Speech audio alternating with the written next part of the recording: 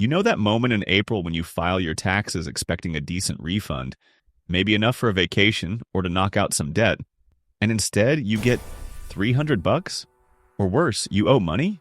Yeah, that happened to 63 million Americans last year according to IRS data, and it's about to happen again in 2026, unless you make some moves right now. Here's the thing most people don't realize. Your tax refund isn't random. It's not luck. It's math. And if you understand the math, you can legally engineer a bigger refund, or better yet, keep more money in every paycheck while still getting what you're owed. My name is Key, and I spend way too much time thinking about money, financial psychology, and why some people seem to effortlessly build wealth while others stay stuck in the same financial patterns for decades. If you're someone who wants to understand the real mechanics behind wealth building instead of just hoping things will magically improve, make sure to hit that subscribe button and give this video a thumbs up if it ends up helping you see money differently. Here's what we're covering today. I'm going to show you exactly how to potentially boost your 2026 tax refund by $1,200 or more, using strategies the IRS literally publishes, but that most people never use. We're talking real deductions, real credits, real withholding adjustments, no sketchy loopholes, no audit bait. Just strategic decisions you can make right now in early 2026 that change your refund when you file in 2027. Let's break it down. First, let's talk about why most people get terrible tax refunds, or worse, owe money. It comes down to 3 psychological traps. Trap 1. Set it and forget it withholding. When you started your job, you filled out a W-4 form. You probably picked single or married, claimed 0 or 1, and never thought about it again. According to the IRS, 73% of workers never update their W-4 after major life changes. You got married? Had a kid? Started a side hustle?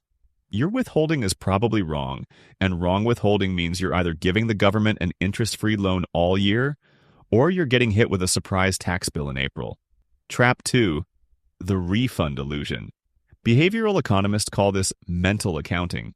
People treat their tax refund like free money. Like a bonus, but it's not. It's your money that you overpaid throughout the year. The average refund in 2025 was $2,900 according to IRS data. That's $242 per month. You could have been investing, paying down debt, or earning interest on. Instead, the government held it at 0% interest and gave it back to you. We celebrate getting our own money back. Wild. Trap 3. Complexity aversion. Tax code is deliberately confusing. There are over 74,000 pages of tax regulations, so most people take the standard deduction, claim the obvious stuff, and call it a day. But here's what most people don't realize.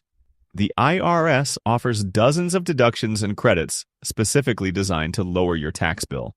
Education credits, retirement contribution deductions, health savings accounts, childcare credits. The Tax Foundation estimates that 42% of eligible taxpayers don't claim all the credits they qualify for. That's leaving an average of $1,100 on the table every year. Now, you might be thinking, okay, but I'm not a tax expert. How am I supposed to know all this? Fair, but you don't need to be an expert. You just need to know the 5 or 6 moves that make the biggest impact. That's what we're covering next. Let's do the math on how you actually boost your refund by $1,200 or more. I'm using realistic numbers based on someone earning $60,000 per year, which is close to the U.S. median household income, according to census data. Move 1. Max out your 401k contributions. Every dollar you put into a traditional 401k reduces your taxable income. Let's say you're currently contributing 3%. That's $1,800 per year. If you bump it to 6%, you're now contributing $3,600. That extra $1,800 in contributions lowers your taxable income. At a 22% tax bracket, that's $396 less you owe in federal taxes. Boom. That's $396 toward your goal. Move 2. Open and fund an HSA. Health savings accounts are triple tax advantaged. Contributions are tax deductible. Growth is tax-free. Withdrawals for medical expenses are tax-free. For 2026, the contribution limit is projected at $4,300 for individuals. If you contribute $2,000 to an HSA, that reduces your taxable income by $2,000. At 22% bracket, that's $440 in tax savings. Now we're at $836 total. Move 3. Claim the saver's credit. If your income is under a certain threshold, around $36,000 for singles, $73,000 for married couples based on current IRS guidelines, you can get a credit for contributing to retirement accounts. This credit can be worth up to $1,000. Let's say you qualify for $500. Now we're at $1,336. Move 4. Adjust your W-4. If you're consistently getting huge refunds, you're over-withholding. Use the IRS withholding calculator at irs.gov to dial it in. But here's the trick. If you want a bigger refund next year, you can intentionally over-withhold slightly by claiming fewer allowances or requesting additional withholding.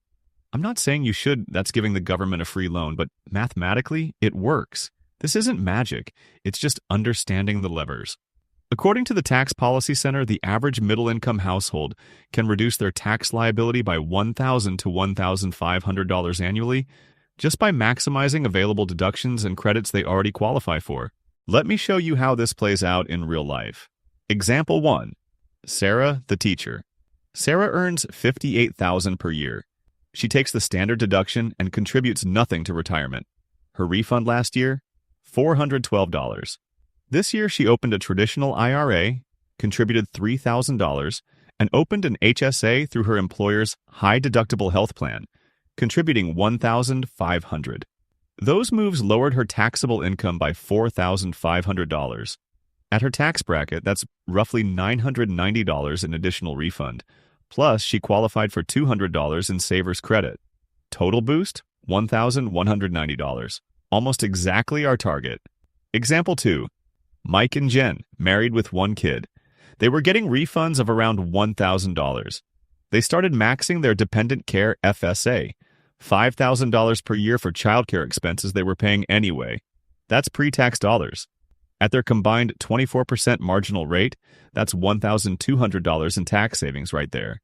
Then they increased Mike's 401k contribution by $2,000. That's another $480 in savings. New refund? $2,600 more than last year. Here's the key insight. These aren't hacks.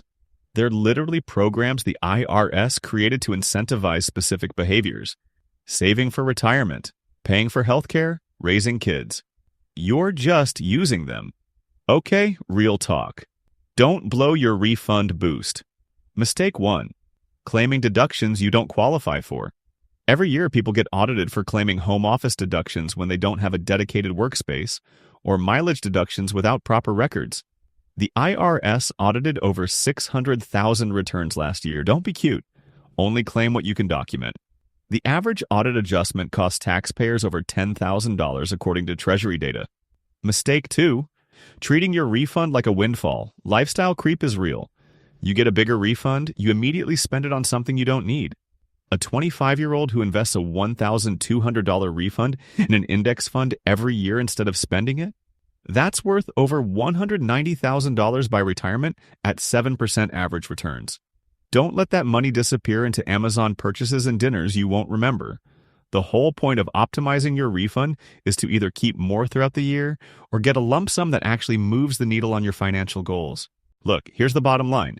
Your tax refund isn't determined by luck or some accountant's magic. It's determined by decisions you make all year long. Max your retirement contributions. Use tax-advantaged accounts like HSAs and FSAs. Claim every credit you're legally entitled to. Adjust your withholding strategically. Do those things, and boosting your refund by $1,200 isn't just possible, it's almost inevitable. If this helped you see taxes differently, smash that subscribe button so you don't miss the next breakdown. Drop a comment and tell me, are you getting a refund this year, or do you owe? And here's a poll for you.